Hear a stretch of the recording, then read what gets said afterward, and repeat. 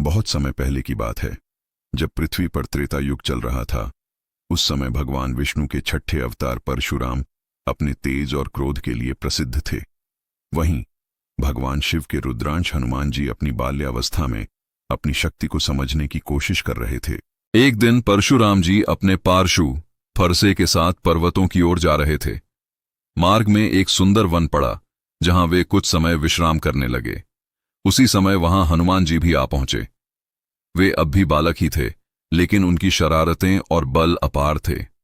उन्होंने देखा कि एक तपस्वी ध्यान में लीन है और पास में एक अद्भुत चमकता हुआ फरसा रखा है।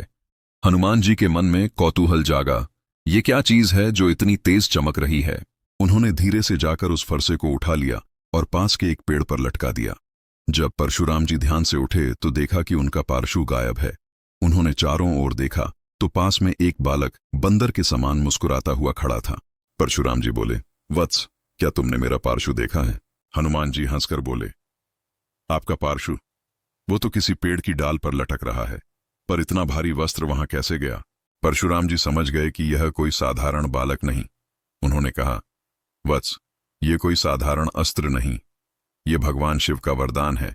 इसे केवल वही उठा सकता है जिसके भीतर दिव्यता हो।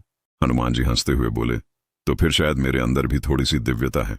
ये सुनकर परशुराम जी मुस्कुराए, पर उन्होंने सोचा, इस बालक को थोड़ा सबक सिखाना चाहिए।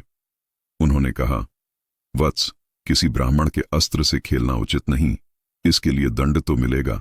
हनुमान जी फोल्डेड हाथ जोड़कर बोले, दंड दीजिए प्रभु, पर देख लीजिए मैं सह सकता हूं या नहीं।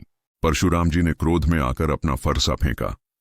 फरसा आकाश को चीरता हुआ गया, लेकिन हनुमान जी ने उसे अपनी हथेली में रोक लिया। फरसा उनके शरीर को छू भी नहीं सका। परशुराम जी ने ध्यान से देखा, हनुमान जी के शरीर से तेज निकल रहा था और उनके पीछे शिव का ही रूप झलकने लगा। तुरंत परशुराम जी ने हाथ जोड़ लिए। वत्स, तू कोई साधारण बालक नहीं, तू तो साक्षात रुद्रावतार है, मुझे क्षमा कर। हनुमान जी मुस्कुराकर बोले, भगवान, मैंने केवल आपकी परीक्षा ली थी, आप भी तो भगवान विष्णु के स्वरूप हैं। परशुराम जी प्रसन्न हुए और बोले, वत्स, तुझे मेरा आशीर्वाद है। जब श्री राम इस धरती पर अवतार लेंगे, तब तू उनका सबसे प्रिय भक्त और सेवक बनेगा। तेरा नाम सदा अमर रहेगा।